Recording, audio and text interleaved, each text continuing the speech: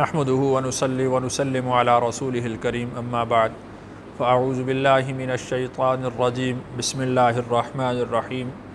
آج ہم سورۃ البقرہ کی آیت نمبر 164 پڑھیں گے۔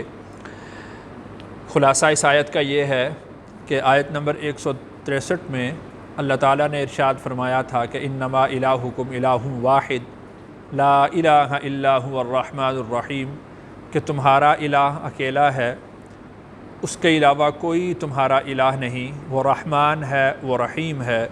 تو گویا کہ یہ دعوی توحید ہوا، اللہ تعالیٰ نے وحدانیت کا اور توحید کا دعویٰ کیا کہ اللہ کے علاوہ تمہارا کوئی الہ نہیں ہے۔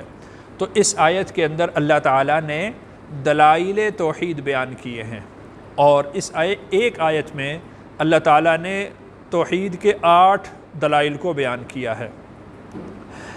شان نزول اس آیت کا یہ ہے کہ جب یہ آیت نازل ہوئی تو مشرکین مکہ نے یہ بات کہی کہ ہم نے تو اپنے ہر کام کے لیے الگ سے بت بنا لیے ہیں، معبود بنائے ہوئے ہیں، تو یہ کیسے ممکن ہے کہ ایک اللہ وہ یہ سارے کام کر لے؟ یہ کیسے ممکن ہے؟ ہمارا بارش والا الگ ہے، اولاد والا الگ ہے، جنگوں والا الگ ہے، عزت والا الگ ہے، گھر بار کے لیے الگ ہے، ہر ایک کے لیے ہم نے الگ معبود بنا رکھا ہے۔ تو یہ کیسے ممکن ہے کہ انما الہکم الہ واحد، کہ اکیلا الہ ہو اور سارے کام کرے؟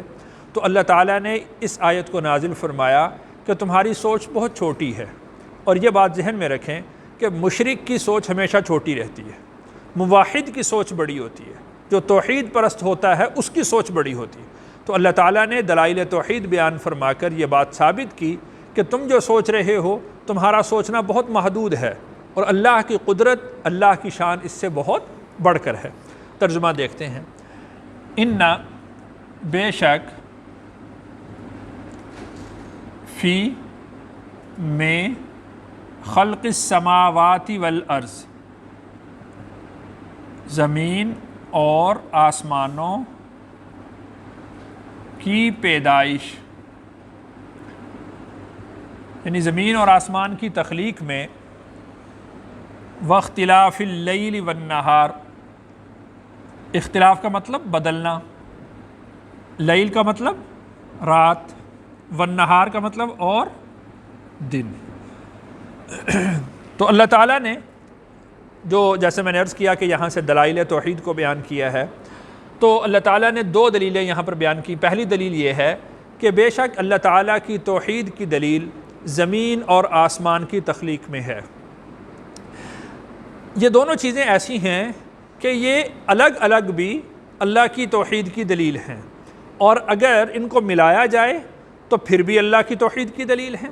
تو گویا کہ زمین یہ سفلیات میں سے آ گئی، اور آسمان یہ علویات میں سے آ گیا، اور وسطیات ان کے درمیان میں جو چیزیں ہیں جیسے سورج ہے، چاند ہے، ستارے ہیں، ہوائیں ہیں، بادل ہیں، یہ درمیانی چیزوں میں سے آ گئے۔ تو بھلے وہ علویات میں سے ہوں، سفلیات میں سے ہوں، وسطیات میں سے ہوں، تینوں چیزیں وہ اللہ کی توحید پر دلالت کرتی ہیں۔ تو یہاں پر اللہ نے ارشاد فرمایا کہ زمین اور آسمان کی تخلیق میں، پیدائش میں اللہ کی نشانی ہے۔ اللہ تعالیٰ نے 7 آسمان بنائے۔ الذی خلق 7 سماوات طباقا ما تری فی خلق الرحمن من تفاوت۔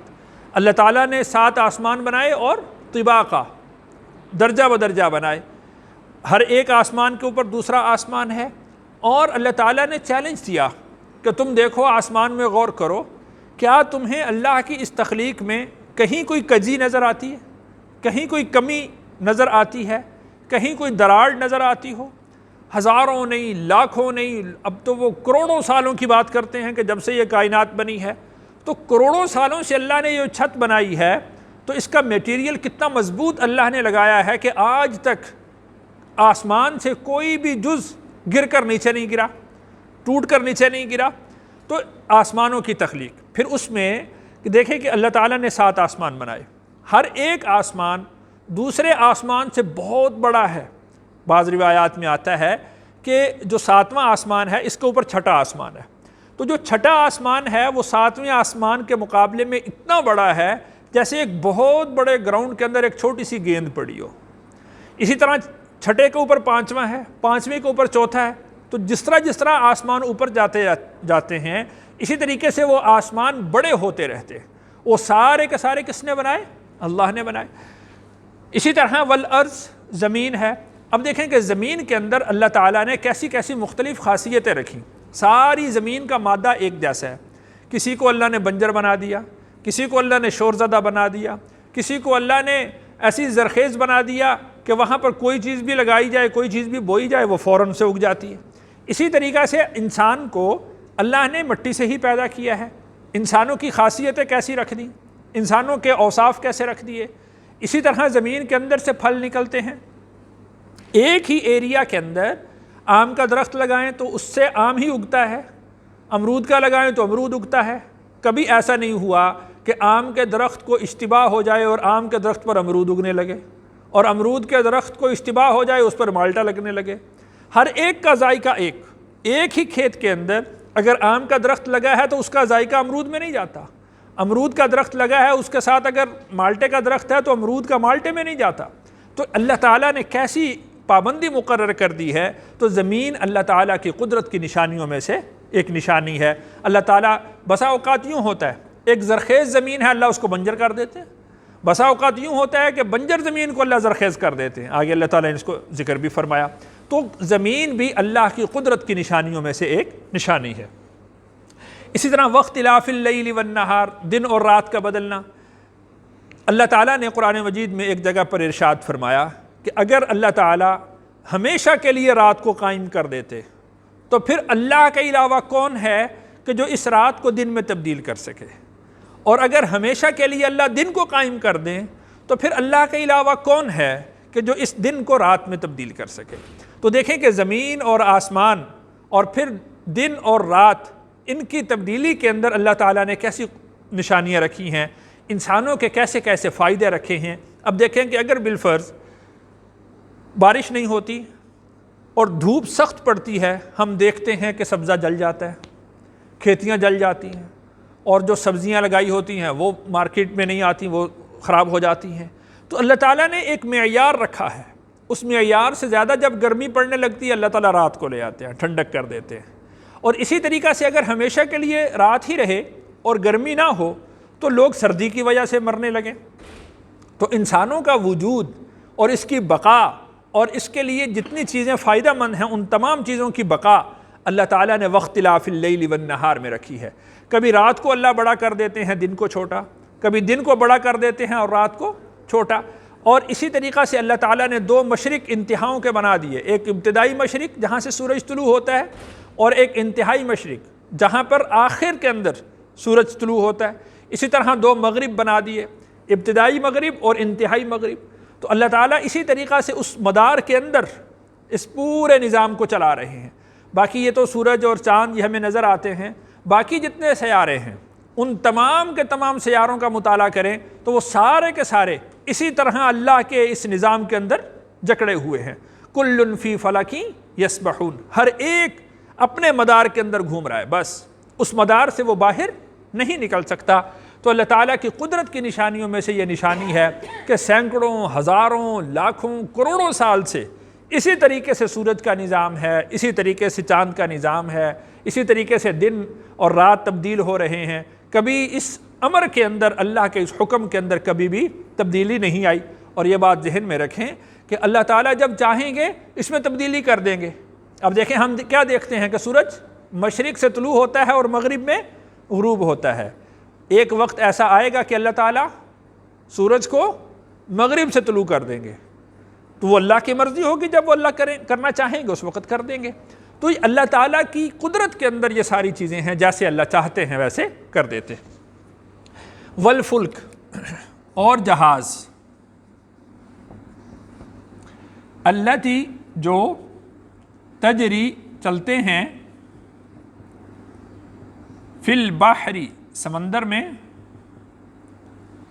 بما ینفع الناس ان چیزوں کے ساتھ جو ینفع نفع دیتی ہیں، الناس لوگوں کو.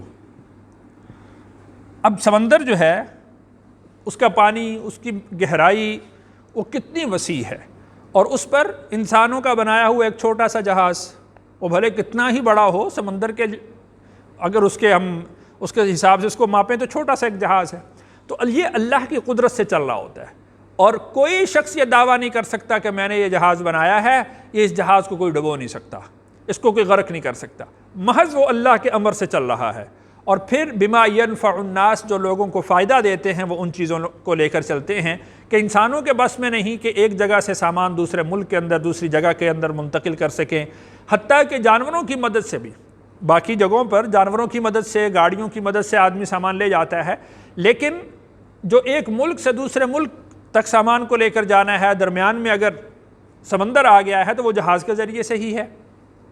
تو وہ جو کشتی یا جہاز وہ چل رہا ہے، وہ بھی اللہ کے امر سے چل رہا ہے، اللہ کے حکم سے چل رہا ہے، اور جب اللہ تعالیٰ چاہتے ہیں اس کو غرق کر دیتے ہیں، اس کو ڈبو دیتے ہیں۔ اس طرح کے مشاہدات ہم روزانہ دیکھتے ہیں۔ وما انزل اللہ، اور جو نازل کیا اللہ نے، من السمائی، من کا مطلب سے، السمائی آسمانوں، ماءً پانی، فاحیا پھر زندہ کیا، بھی اس کے ساتھ، الارض زمین کو، بعد موتہا اس کے مردہ ہونے کے بعد۔ اللہ تعالیٰ آسمان سے پانی کو نازل کرتے ہیں، زمین بنجر ہو گئی، بے فائدہ ہو گئی، اس سے کھیتی نہیں اگ رہی، اللہ تعالیٰ پانی کو نازل کرتے ہیں اور اس زمین کو بنجر پن سے نکال کر اللہ تعالیٰ اس کو زرخیز بنا دیتے ہیں۔ تو یہ اللہ کا امر ہے، اللہ کی قدرت ہے جو اس سارے نظام کو تبدیل کر دیتی ہے۔ وبث، اور پھیلایا،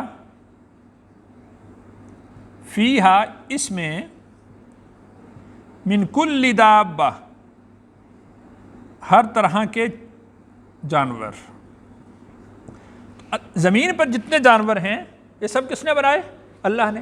یعنی تم تو اس بات پر پریشان ہو رہے ہو کہ یہ کام کون کرے گا، جو اللہ نے ہزارہ مخلوقات پیدا کی ہیں، لاکھوں کی لاکھ اللہ نے مخلوقات پیدا کی ہیں، وہ سب کس نے پیدا کی؟ اللہ نے۔ تو تمہاری سوچ، تمہاری فکر وہ بہت محدود ہے، اللہ تعالیٰ کی قدرت اس سے بہت بڑی ہے۔ وتصریف الریاح، واو کا مطلب، اور تصریف کا مطلب ہوتا ہے پھیرنا، الریاح ہواؤں کا، اور ہواؤں کا پھیرنا، یعنی ہوائیں جو ہیں وہ مشرق سے مغرب، شمال سے جنوب چلتی ہیں، وہ اللہ کا امر ہوتا ہے، اللہ کا ارادہ ہوتا ہے، جس طرف کی اللہ نے ہوائیں چلانی ہوں وہ چلاتی ہیں۔ والسحاب، اور بادل، المسخر جو تابع ہیں، بین السماء والارض آسمانوں اور زمینوں کے درمیان۔ تو دیکھیں کہ بادل، اس میں کتنے ہزار ٹن اس میں پانی ہوتا ہے، کسی جگہ پر برستا ہے تو وہ پانی کتنی مقدار میں نیچے گرتا ہے، لیکن وہ بادل ایسا ہے کہ وہ اللہ کے امر سے پانی کو لے کر ایک جگہ سے دوسری جگہ پر وہ جا رہا ہے۔ اور پھر یہ دیکھیں کہ انسان بسا اوقات یوں بھی ہے، جب وہ جہاز پر سفر کرتا ہے تو بادلوں سے اوپر اس کی پرواز چلی جاتی ہے، لیکن اس بادل کے اندر سے کوئی شخص ایک گلاس پانی نہیں نکال سکتا اپنی مرضی سے، وہ جب اللہ کا امر ہوتا ہے تبھی وہ بادل بارش برساتے ہیں، اس کے علاوہ وہ بادل بارش بھی نہیں برسائیں گے۔ اور جس جگہ پر اللہ نے امر دیا ہے، جس جگہ پر اللہ نے حکم دیا ہے کہ یہاں پر پانی برساؤ، یہاں پر بارش برساؤ، اس کے علاوہ وہ اس سے تجاوز بھی نہیں کر سکتے۔ جو محدود جگہ اللہ نے ان کے لیے متعین کر دی ہے، اس محدود جگہ کے اندر ہی وہ بارش کو برساتے ہیں، وہ اللہ کے حکم کے ایسے تابع۔ تو دیکھیے کہ المسخر کا مطلب جو تابع ہیں، یعنی اللہ کے حکم کے وہ تابع ہیں، اللہ کے یعنی وہ فرما بردار ہیں، جیسے اللہ ان کو حکم ارشاد فرماتے ہیں ویسے وہ کام کرتے ہیں۔ لآیات، البتہ نشانیاں ہیں،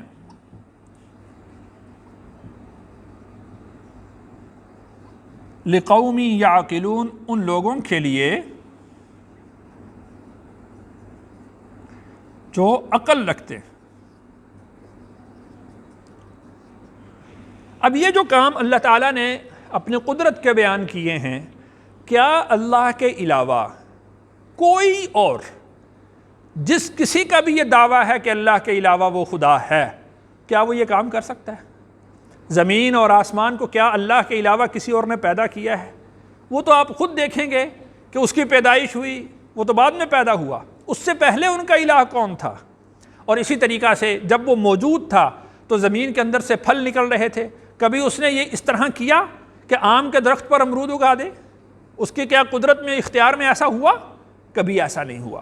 کیا اس کی قدرت اور اختیار میں ایسا ہوا کہ وہ بارش برسا دے؟ کیا اس کی قدرت اور اختیار میں کبھی ایسا ہوا کہ وہ بنجر زمین کو زرخیز بنا دے یا زرخیز زمین کو بنجر بنا دے؟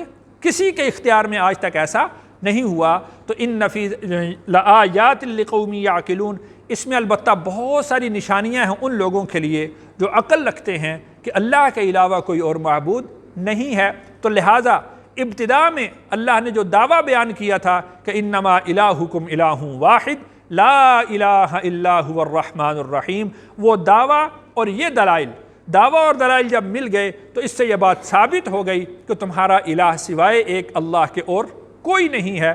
تو جب اللہ کے علاوہ کوئی الہ نہیں تو اس کے در کے علاوہ کسی اور در پر جھکنا بھی نہیں چاہیے۔ اللہ تعالیٰ سے دعا ہے اللہ تعالیٰ مجھے اور آپ کو عمل نصیب فرمائے۔